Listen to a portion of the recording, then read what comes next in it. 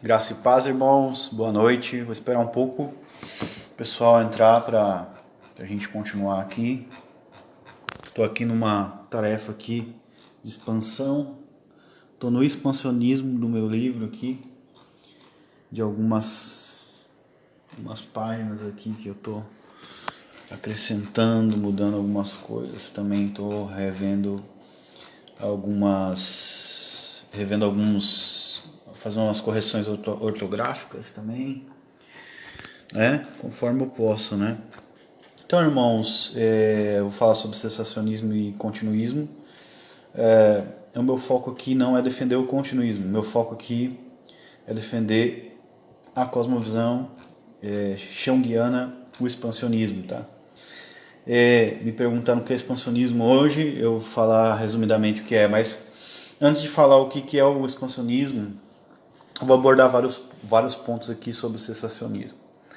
Em primeiro lugar, eu nunca encontrei nenhum cessacionista que não apelasse para a tradição, em primeiro lugar, a priori, ou para a experiência empírica, para provar, né, o seu cessacionismo. Né? Ou seja, eles sempre apelam para a experiência sensorial, a experiência empírica, ou história da igreja, ou qualquer coisa do gênero. Esse tipo de argumento, ele cai no problema da indução de Dave Ham. Mesmo que você nunca tenha visto um cisne negro, não significa que cisnes negros não existem, ok? Então, como assim?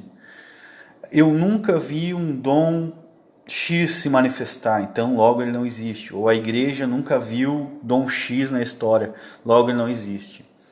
Isso é partir dos particulares para o universal, você não consegue provar isso. Esse é um argumento indutivo e ele não serve de prova dedutiva para nada, absolutamente. Então você não prova o cessacionismo dizendo que você nunca viu um dom em operação, então ele não existe. Isso é absurdo. Uma vez, falando com um teólogo no Facebook, eu alertei ele sobre o problema da indução e ele disse, não, mas Tiago disse que a fé sem obras é morta. Olha o absurdo que ele foi falar. Então, Tiago desafia alguém a mostrar as suas obras pela fé, a sua fé pelas obras, né? E eu digo assim, meu amado, meu querido, mesmo que você não visse, se você estivesse num país que não existisse cristãos e você tivesse só uma Bíblia, você seria obrigado a crer nela mesmo sem ver um cristão agindo como cristão. Ou seja, esse tipo de argumento, mais uma vez, cai no problema da indução e é uma distorção da Escritura Sagrada e do propósito pelo qual Tiago escreveu a carta, que é uma exortação para a igreja, para os frutos, né? Bom, a gente sabe o contexto ali, ele tá pedindo frutos da igreja, né? O fruto da nossa fé, uma fé genuína. Inclusive ele usa o termo justificação diferente de Paulo, né? Que usa de uma maneira forense, e ali para Tiago ele está falando sobre uma demonstração da fé, né?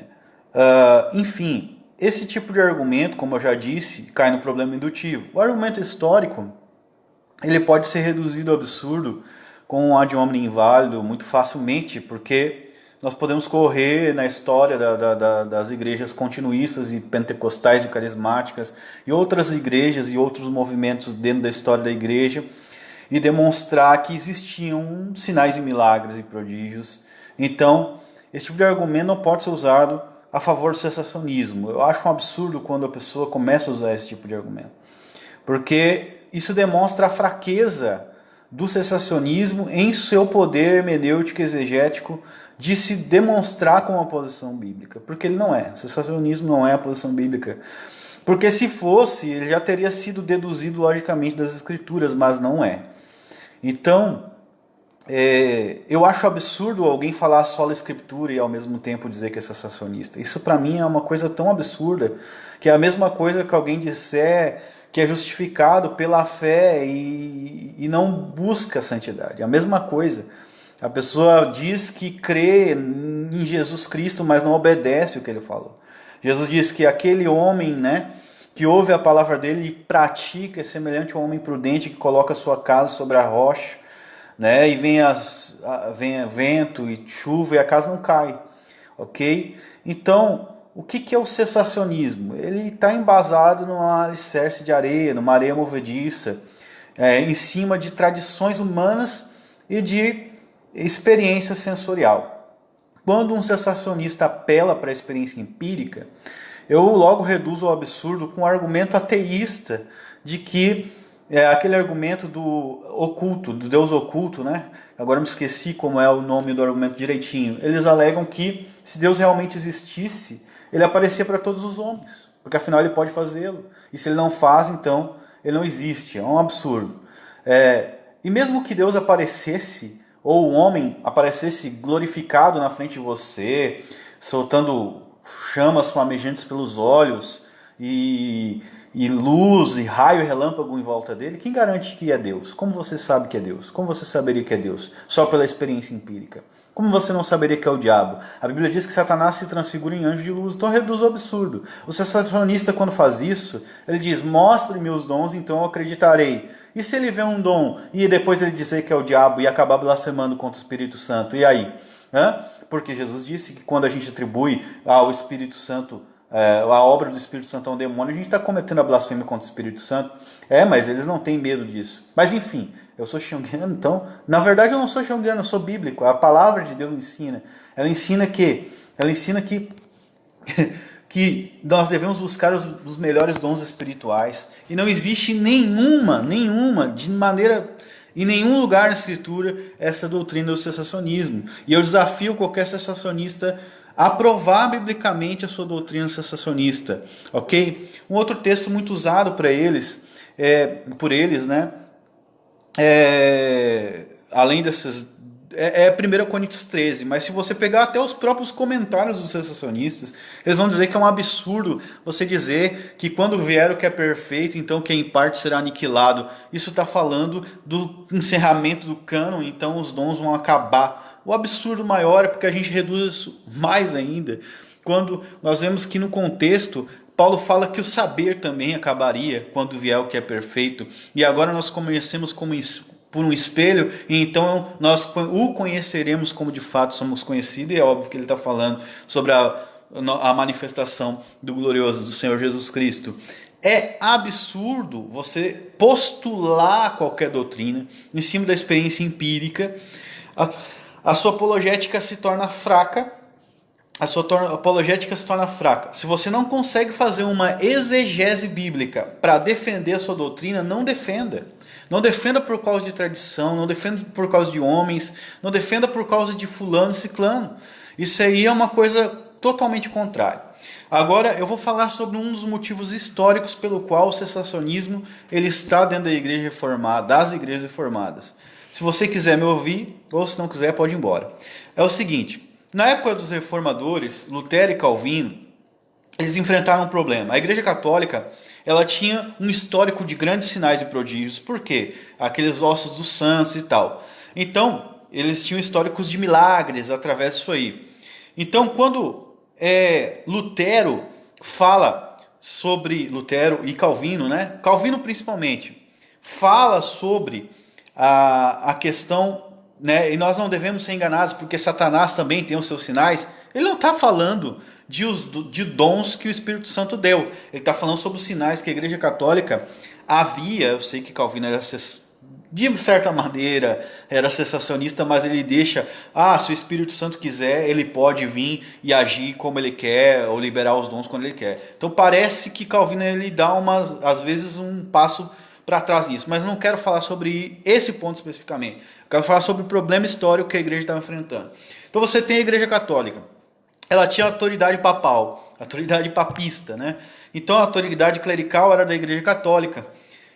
Para fundamentar isso, né, ela tinha pilares. O primeiro pilar era a escolástica, ou seja, o ensino. Esse pilar da Igreja Católica, no qual eles diziam, os mestres da igreja, os concílios e o Papa, diziam que era o quê? Então você não podia interpretar a sua Bíblia, você não podia ler a Escritura e fazer uma exegese, porque a Igreja Católica mantinha domínio né, da interpretação. Então, qualquer interpretação que divergia da Igreja Católica seria, a pessoa seria excomungada, enfim. Então você tem esse problema. Inclusive eu vi uma live no canal do Marcial, agora eu me esqueci o nome do rapaz, é o Pedro, agora eu me esqueci o nome dele, o Marcial vai dizer depois, se ele ver esse vídeo. O rapaz fala sobre isso, que Galileu, inclusive, ele é acusado pela Igreja Católica, não por causa de fazer ciência em si mesmo, mas porque ele chega a fazer uma afirmação de um texto bíblico para tentar provar a posição dele, algo assim. E a Igreja Católica, então, como ela tem o domínio de hermenêutica do texto, a autoridade da Escritura, ela então persegue ele por causa disso, né? O exorta e tal. Então você tem isso. Por quê? Porque a igreja tinha, então, esse pilar que era a escolástica, era também os concílios e a autoridade dela. Então esse pilar aí, Calvino e Lutero acabaram como? Sola Escritura. Ok? Agora tinha um outro problema. Qual o problema? A Igreja Católica, como eu já disse já desde o começo, ela tinha muitos sinais e milagres que aconteciam, né? Ou as pessoas relatavam esses milagres, ou inventavam, não sei, né? E então você tinha agora que combater essa parte mística que a Igreja Católica tinha, que também era usada como um princípio de autoridade, né? Então eles desafiavam, né? A igreja tem todos esses milagres, e vocês, o que tem, né? Então é óbvio, eles vão o quê? Só da Escritura. Então, para combater toda essa onda de misticismo, o que a Igreja Católica deveria fazer? O que os reformadores fizeram? Eles atacaram qualquer tipo de manifestação mística. Só que eles acabaram fazendo como Don Coughlin vai falar em sua... O Don Coughlin é um presbiteriano, ok? Então ele é um reformado, inclusive. Ele vai falar em seu livro, agora me esqueci, sobre os dons espirituais, que eles acabaram transformando os apóstolos em uma autoridade, digamos assim, dando uma autoridade única para os apóstolos, que nem mesmo os apóstolos tinham. Vou dar um exemplo disso. Quando nós fazemos uma exegese bíblica diretamente das cartas de Paulo, por exemplo, 1 Coríntios capítulo 12, nós temos o apóstolo Paulo dizendo que os membros da igreja de Corinto profetizavam. Então ele não está dizendo que só ele profetizava, ou só o pastor profetizava. Ele dizia, todos vós podeis profetizar, inclusive ele diz isso. Alguns, aí, meu Deus, é um tanto de malabarismo que eles usam para negar o dom de profecia, mas enfim, eu vou terminar essa parte para poder falar desse malabarismo todo. Então o apóstolo Paulo está postulando que ali, ele está postulando que dentro da igreja, os dons, né, fluíam nos membros, não só dos apóstolos. Então o apelo de que os dons eles eram algo exclusivo dos apóstolos é absurdo, né? Porque o próprio apóstolo Paulo dá recomendação de como se deve usar o dom de profecia em 1 Coríntios, ok? E também outros dons, você vai ver ali. Esse tipo de argumento é absurdo. O que eu estou falando? Isso são argumentos ruins, né? Se você for sensacionista e usar esse argumento comigo, eu vou destruir você, porque eu odeio argumento ruim. Odeio. Você fala com o arminianismo, a heresia, os caras não são lógicos, mas você está se opondo à lógica. Eu acho isso a coisa mais hipócrita da face da Terra. Porque quando se trata de combater o arminianismo, você pega uma força lógica, é só a Escritura. Mas quando se trata de defender o sensacionismo, não tem texto bíblico. Não tem texto bíblico, não tem exegese, não tem nada. Nada. Ok? Não tem absolutamente nada. Né? Então, vamos lá. Depois disso tudo que eu falei, um outro argumento absurdo, eu vou falar todos os argumentos que eu posso falar sobre isso, tá? Depois desse argumento absurdo que eles usam, o que eles tentam fazer? O de 1 Coríntios que eu já disse, né? Até eles mesmos não concordam com essa porcaria de argumento que eles usam, porque a exegese deles é uma porcaria. Mas enfim, vamos lá, perdão pessoal, mas não tem que fazer, é podre o argumento, né? Não tem que fazer. Enfim, daí depois você tem o que eles fazem para negar o dom profético para a igreja. Porque como o Don Coldlin aponta muito bem, eles vão colocar os apóstolos em um nível que nem mesmo os apóstolos se colocaram. Porque o apóstolo Paulo, ele reduz a si mesmo debaixo da palavra de Deus. Não, mas ele tinha autoridade, sim, ele tinha autoridade apostólica. Mas ele diz, ainda que nós, um anjo do céu, nos pregue outro evangelho que vá além do que nós, né, apresentamos para você, que seja amaldiçoado. Ou seja, para o apóstolo Paulo, o padrão não é a voz dele, vox apostólica. O padrão é a escritura e o ensino que eles estavam ensinando sobre o evangelho. Ok? Então, o que ele está dizendo? Ele está dizendo, não existe outra mensagem que possa salvar, que é o evangelho, etc. Mas o que isso ensina? Ensina que, para os apóstolos, e Pedro diz que as cartas de Paulo eram inspiradas, essa doutrina da inspiração bíblica. Então, para os apóstolos era o que estava escrito, o que o Espírito Santo inspirou eles para falar, para escrever, etc. Não só os apóstolos, porque outra coisa, não são só apóstolos que escreveram a Bíblia. Lucas, diversos autores que não eram apóstolos escreveram a Bíblia. Então, você tem que ver isso também. Você não pode apelar, colocar, o Don Coldley aponta isso muito bem ali.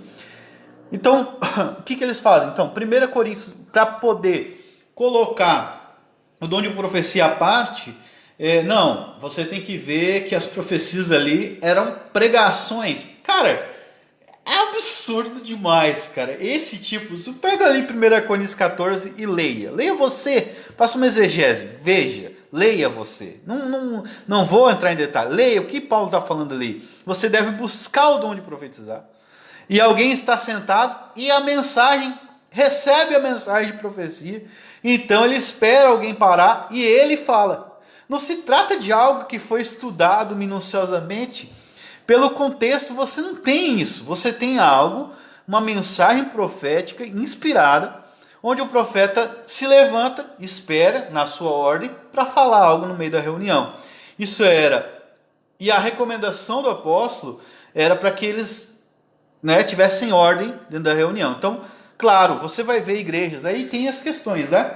Não, mas não é como acontece em várias igrejas pentecostais. Não importa. Isso é uma falácia genética, se você usar isso para dizer, não, olha o que acontece nas igrejas pentecostais, então o dom de profecia não existe. Isso é uma falácia genética absurda, né? Mas as pessoas não estão nem aí, porque elas acreditam que detectando a experiência, também isso é basear a sua doutrina bíblica na sua experiência ordinária. Isso é absurdo, é a mesma coisa que você dizer que o pentecostal que ele não deve acreditar no dom de línguas só por sua experiência com o dom de línguas. Então, cadê o sol da escritura aí? Sumiu. Ele foi para as nuvens, sei lá para onde, foi arrebatado antes da grande tribulação junto com os dispensacionalistas, cara. Entendeu? Não tem. Então, você tem que ser honesto, né? Então, o que eu estou apontando? Todos os argumentos que eu não acho, eles são falaciosos e que a maioria que usam. Que argumento aceitaria? Um texto bíblico que afirme que os dons cessaram. Simples assim. Por que eu teria que aceitar um argumento histórico que eu poderia reduzir o absurdo com outras experiências de outros homens de Deus na história, que tiveram experiências de milagres e sinais? Ah, mas eles foram o diabo. De acordo com qual padrão você disse que foi o diabo? Ah, cara, tipo, é absurdo, entendeu? Por isso que eu digo, quando você tem uma apologética totalmente bíblica, pressuposicional, você não tem como abraçar nenhum tipo de heresia. Você não tem como ser enganado por ninguém. Não por causa digamos assim, dos apologetas pressuposicionalistas, mas por causa da escritura e da doutrina da unicidade da escritura, que ela não se contradiz. Um texto muito usado também pelos cessacionistas é 1 Timóteo 3,16, né? Toda escritura é divinamente inspirada por Deus e é útil, ela é suficiente, né, para nos ensinar, né, tal. Olha só, então, como toda escritura é suficiente, então agora, qual é o salto lógico da conclusão deles? Nós não precisamos dos dons. Mas, espera aí, o que a Escritura diz? A Escritura é o suficiente, mas o que é a Escritura? A Escritura é um conteúdo proposicional daquilo que Deus disse. Então a Escritura não é um livro só de papel e tinta. Isso é idolatrar um livro. A Escritura é a Bíblia, mas é as proposições que foram sopradas pelo Espírito Santo e estão aqui de maneira proposicional. Entende? De maneira proposicional. Isso é a Escritura, que ela foi soprada, é a revelação de Deus. Então toda a Escritura, ou seja, não é só esse livrinho de capa preta aqui, não só esse livro físico, aquilo que o Espírito Santo soprou aqui dentro, o conteúdo aqui dentro que você tem que saber. Não adianta falar só a Escritura e não ler a Bíblia, filho. Então, toda a Escritura, ela é divinamente inspirada por Deus, sim, e ela é suficiente. Agora vamos ver o que a Escritura ensina sobre os dons espirituais e sobre fé. Ela ensina que você deve buscar os dons espirituais, ela ensina que você deve crescer em fé, ela ensina que você deve repreender demônio, ela ensina que você deve buscar, entendeu? De Deus, uma experiência, é todo dia, sobrenatural. A Escritura ensina uma vida sobrenatural no cristão. Isso pode parecer absurdo, claro, eu não estou falando de você ser um super-homem espiritual, eu estou falando de você crer na Escritura. Você pode ter o seu temperamento mais calmo, você não precisa ser o cara Highlander que sai voando por aí. A questão, o super-homem, a questão é você crer no que ela diz, entendeu? Tem gente que é calma, não vai mudar isso. Não vai, Deus fez ele assim. É o temperamento dele. Tem gente que não é. Entende? Tem gente que não adianta, você não muda, ok? Então o que você tem que fazer? Toda escritura é suficiente. Ah, então a profecia não é suficiente. Isso é um salto lógico. Por quê? O que é toda escritura? O conteúdo que está aqui nessa Bíblia. Não é só esse livro aqui que você carrega debaixo do braço e você não lê. É o conteúdo que está aqui. Você tem que pegar o conteúdo que está aqui, ler. Entende? Que se você lesse, você não era sensacionista. Leia ele. O que Jesus ensina? Essa é a coisa mais absurda de todas. Jesus diz o quê? Se você disser esse monte, não, mas isso aí é alegórico, não sei o quê. Então faça. Nos seus problemas de depressão, não pode, é a palavra da fé. Então você está negando Jesus simplesmente porque um herege desgraçado, neopentecostal, filho do diabo, usa essa doutrina para tirar dinheiro dos outros, então você agora não vai repreender mais um demônio e uma depressão na sua vida. Para, cara! Pelo amor de Deus! Jesus ensinou para você tomar a posição de fé. Então em nome de Jesus eu vou vencer essa depressão. Em nome de Jesus. Não, mas isso é coisa de neopentecostal. Cara, eu não estou dando meu dinheiro para Edir Macedo. Eu não estou dizendo que eu vou fazer isso na minha força. Eu estou dizendo que eu vou fazer isso na força do Espírito Santo que mora em mim. Isso não é neopentecostalismo. Isso é fé, filho. E outra, como o Vincent Chung ensina, eu não preciso nem de dom para isso. Dom no sentido de profético, nem de nada. Eu preciso de fé no que a palavra de Deus diz. E o que a palavra de Deus diz? A palavra de Deus diz que se eu tiver fé no tamanho de um grão de mostarda, eu digo para essa depressão, eu digo para esse demônio, ou sei lá o que ataca os meus pensamentos, você vai se arrancar daqui agora e você vai para o mar e ele vai embora. Ah, mas isso aí é triunfalismo. O problema é seu se você não acredita. Continue com a depressão, continue vivendo uma vida desgraçada, continue. Mas a palavra de Deus diz, ou a palavra de Deus não é o suficiente para você. Você precisa continuar lendo seus teólogos e seus ídolos e suas confissões. Fazer o quê? É por isso que eu sou junguiano. Eu sou um determinista rígido. Eu creio que Deus determinou a queda de Adão. Eu sou ocasionalista. Eu creio que Deus decreta cada coisa que acontece e cada pensamento até que o diabo tem. Eu creio que Deus minuciosamente decreta absolutamente todas as coisas que acontecem no mundo. Mas eu creio que ele decreta também que eu tenho fé e que eu devo responder a isso. Metafísica é uma coisa, responsabilidade minha é outra, meu filho. Entende? Eu sou um determinista rígido. O que é isso? Eu sou um ocasionalista.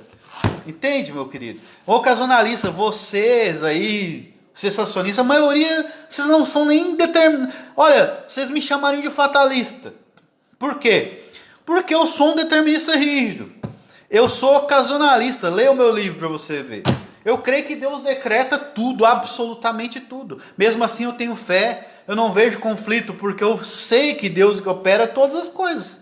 Porém, eu não me baseio no decreto de Deus para viver a minha vida, porque eu não sei o que Deus decretou. Isso Calvino ensina. Agora eu não consigo entender como os caras eles não conseguem ver isso. Entende? Então, eles começam a voltar para trás na fé. O Vincent Chung tem um outro artigo onde ele diz, eu não sei qual é o nome do artigo, você procure depois. Suponha que você tenha recebido a arma mais poderosa do universo, onde você simplesmente pode apertar um gatilho e deu. Você destrói qualquer coisa. Ele diz, essa arma é a soberania de Deus. Deus, oh Jesus, glória a Deus. Deus deu para a igreja a revelação da soberania exaustiva de Deus. Ou seja, Deus controla tudo.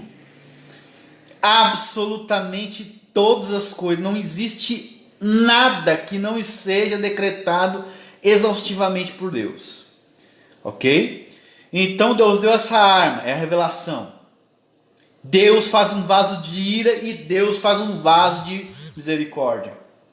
É isso que Deus revela. Essa é a arma mais poderosa do universo, Vincent Chung disse. Ok? Só que, o que você faz com ela?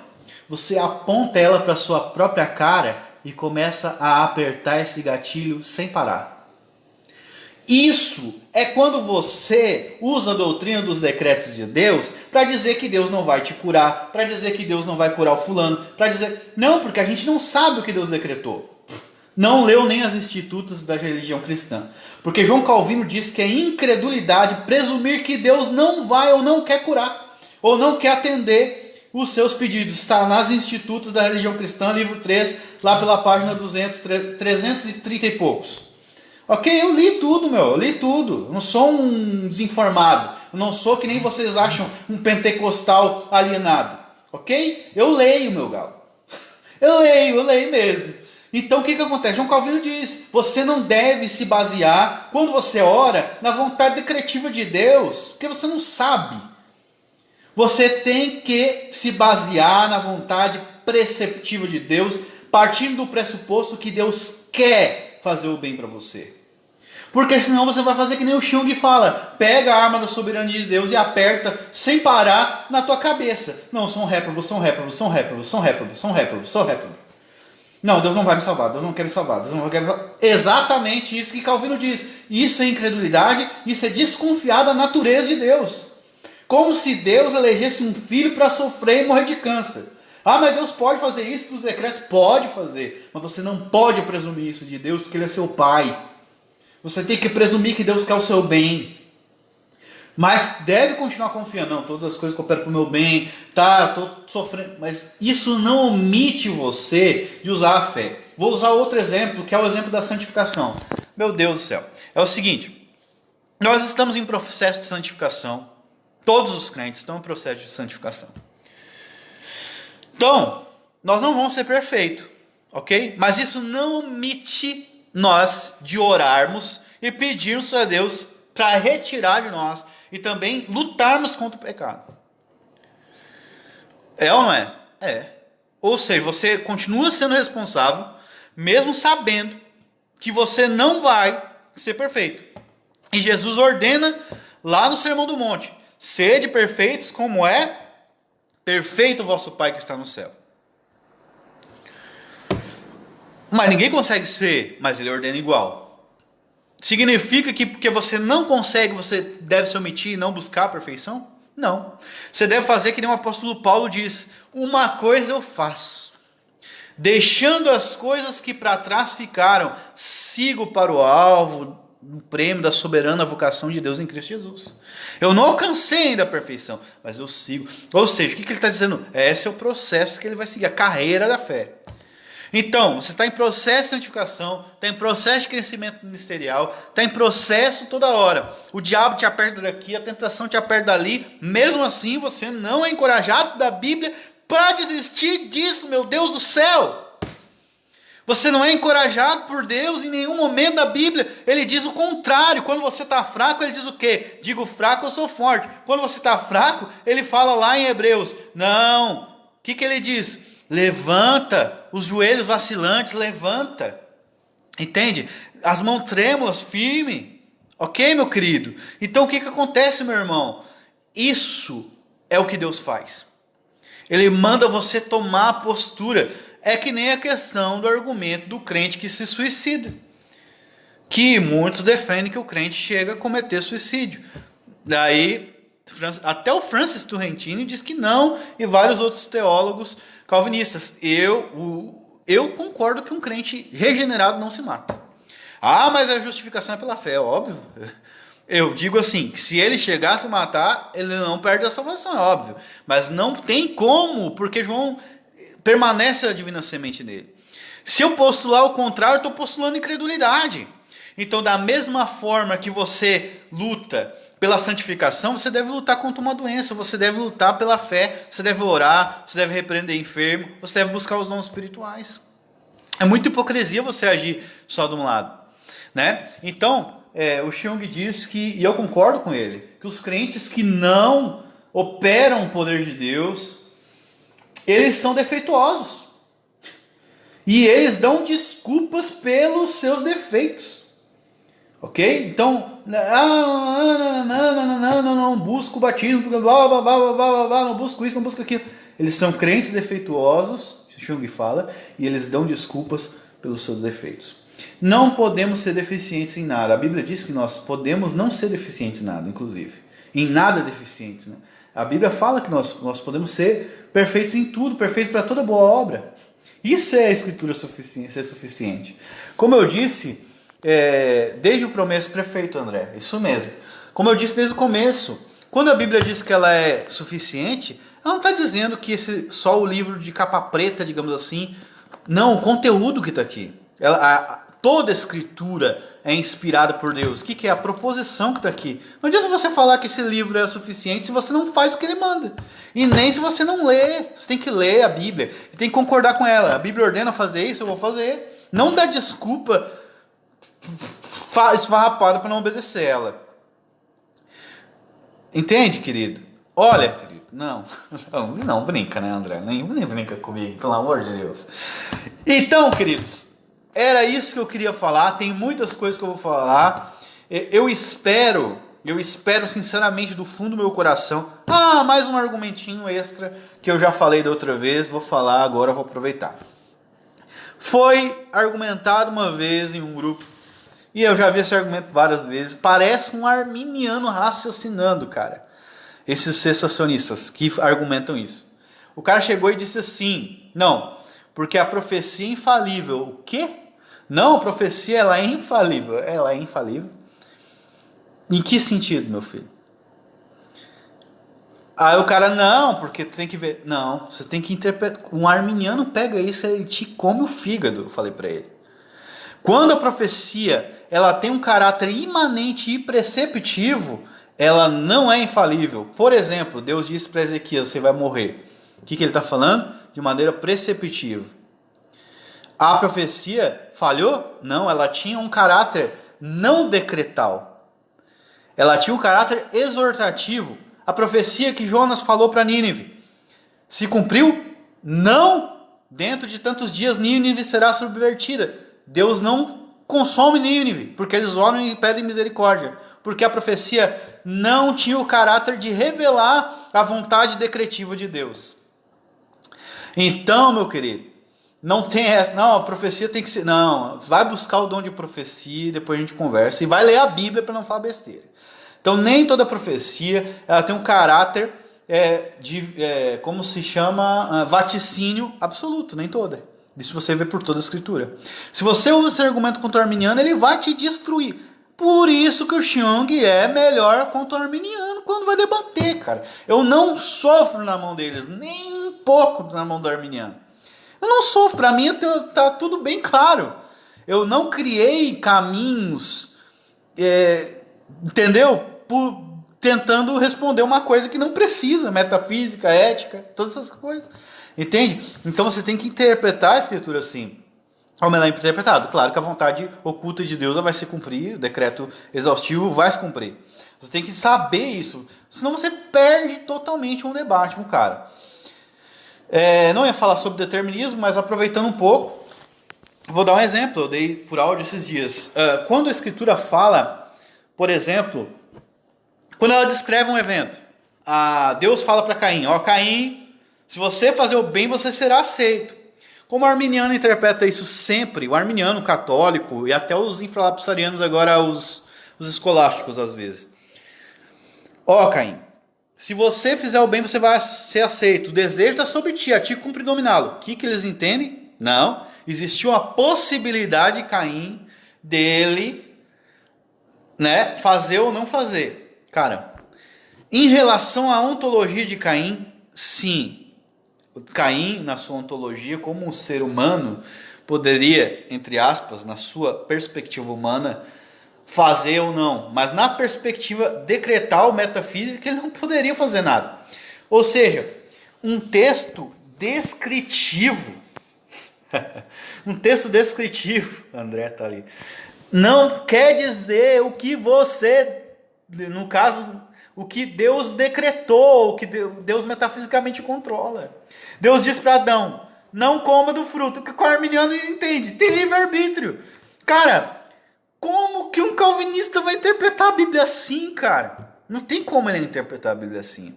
A metafísica não está exposta ali. Agora, a gente vai a outros textos para recorrer. A metafísica, Efésios 11, Salmos 115, 3, Romanos 9, que os arminianos amam, e vários outros textos, onde você vai ter, também eu gosto dos textos teleológicos, né? Onde você vai ter, então, um determinismo exaustivo. Só a teleologia, se a gente nem entrar na questão do ocasionalismo, ela já transforma, se você já percebe o caráter, digamos assim, exaustivo de todos os eventos do universo. Porque Deus tem um propósito que vai ter que convergir ali. Isso não é só em um propósito, mas em vários. E como Deus tem esse propósito, ele vai ter que convergir. Todas as coisas que vão chegar até esse propósito vão ser obrigadas a se alinhar com ele. E isso é uma regra de causa e efeito. Se você pega o Senhor Deus da Verdade, do Gordon Clark, não tem como fugir. Uma regra de causa e efeito que se o cara tem uma diarreia, ou um dos caras tem uma diarreia no meio do caminho, dá errado. Se o cara tropeçar numa pedra, dá errado. Então ele tem que ter um controle exaustivo para cumprir o propósito que ele estabelece desde o princípio. Ok? Isso é questão de metafísica, é questão de teleologia. Só pela teleologia, você já deveria ter chegado à conclusão que, né, Deus determina todas as coisas. Agora, voltando à questão do expansionismo. Agora, o que é o expansionismo? O expansionismo ensina, ele ensina que até o continuismo é fraco. Porque ele ensina que assim como nós estamos vindicando o evangelho com a apologética, ou seja, com a pregação, e no meio da cultura, estabelecendo o reino de Deus, ele tem uma ligação com o pós-milenismo, um pouco, existe também essa reivindicação no reino de Deus e na manifestação do Espírito Santo na igreja. Então, cada dia que a igreja se manifestar mais, que o evangelho se manifestar, se fortalecer, mais ainda nós deveríamos ver o reino de Deus se manifestar. Aí você diz, não, mas isso é absurdo, por quê?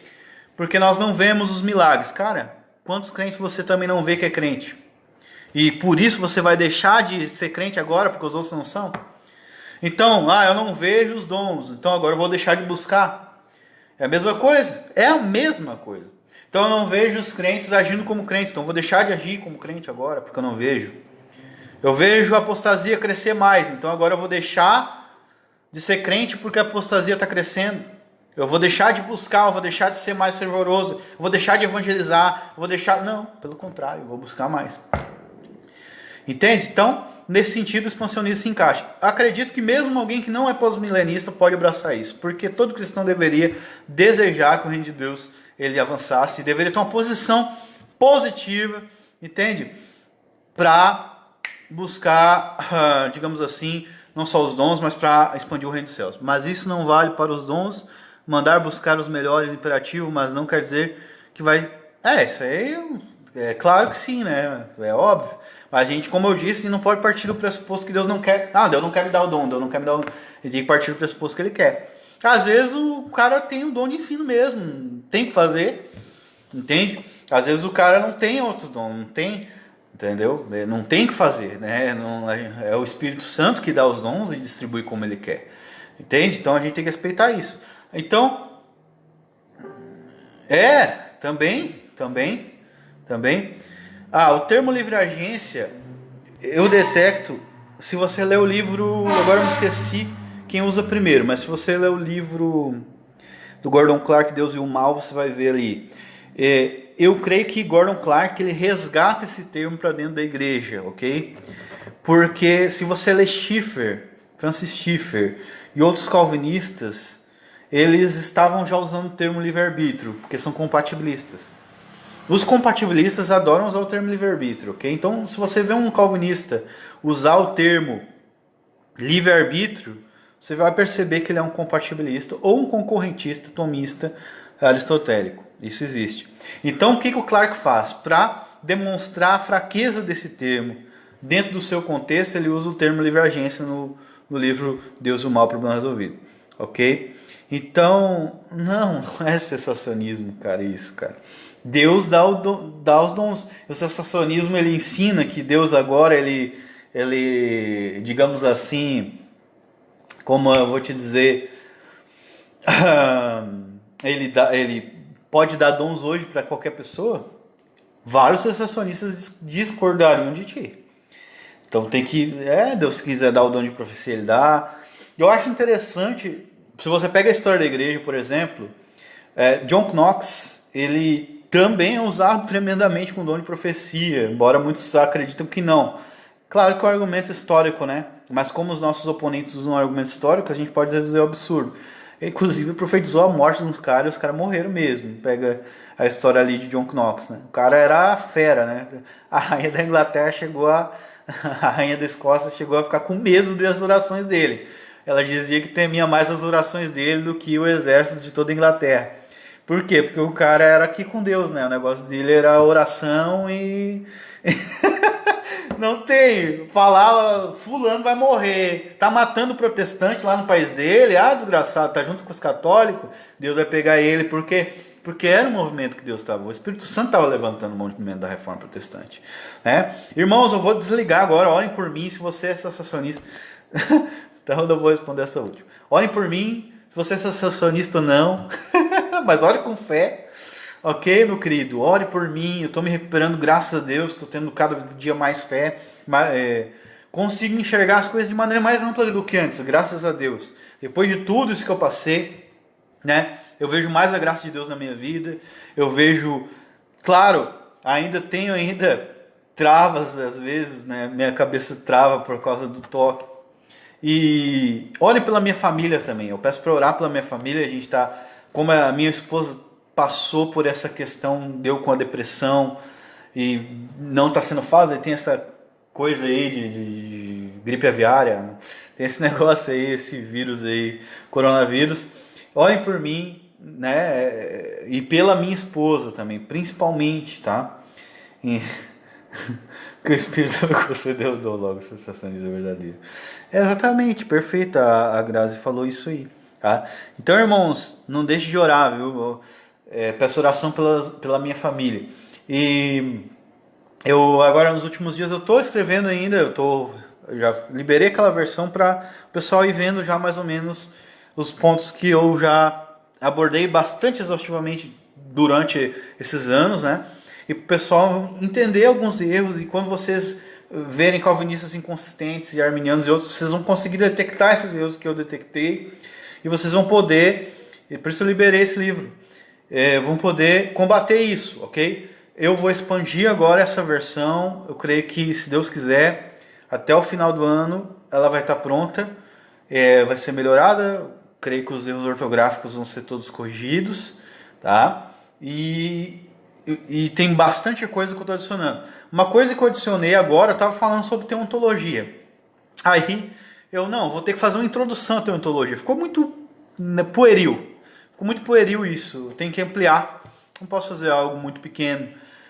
Então vou falar mais. Eu comecei a falar. Deu falando sobre a revelação, porque a gente está falando do ser de Deus, então tem que falar da palavra de Deus, da revelação de Deus, né? E o que acontece? Quando comecei a falar sobre a revelação de Deus, logo falei de fé, né? Que o Espírito Santo tem que conceder a fé e tal. E aí, automaticamente, onde leva isso, né? O arminianismo, contra o arminianismo, porque a fé tem que ser um dom de Deus, para que você creia na revelação, que é a palavra de Deus, o Espírito Santo tem que eleger, iluminar seus olhos. Ou seja, o pressuposicionalismo você só tem como defender se você é calvinista. Daí e sobre teontologia, né, escrevendo sobre o ser de Deus, a definição de quem Deus é, tudo isso só tem na Escritura, que é a revelação de Deus. Então eu pensei, não vou atacar o arminianismo na teontologia, mas eu sou obrigado porque a gente está falando sobre Deus se revelar. E os arminianos dizem que a fé não é um dom de Deus, ok? Amém, em nome de Jesus. Então os arminianos dizem que a fé não é um dom de Deus, não, alguns, né? Então, para postular a teontologia, né, de que a única apologética é a que é deduzida logicamente das Escrituras, eu tive que atacar o arminianismo no começo da introdução da teontologia. Então não estranha, eu já ataquei ele em vários lugares do livro, mas eu tive que fazer isso, porque realmente não tem como você ser consistente e abraçar o pressuposicionalismo assim. E não tem como chegar à revelação de Deus se não for, como Calvino diz nas Institutas, plasmado em nosso coração pelo Espírito Santo, isso, né? Entende? Então, e iluminado na nossa mente, né? Dado entendimento para nós, pelo Espírito Santo, para que a gente creia nas Escrituras. Então, a única opção para teologia revelacional ou pressuposicional ou escrituralista ou deducionista bíblico é o monergismo, tá? Então é isso, irmãos. Eu vou lá, que agora já está tarde, acho que a minha esposa já está aí, 10 horas, vou apanhar quando chegar em casa. Orem por mim por isso também, viu? Que Deus abençoe vocês, tá? E vamos lá, meu querido, tá? Fica na paz.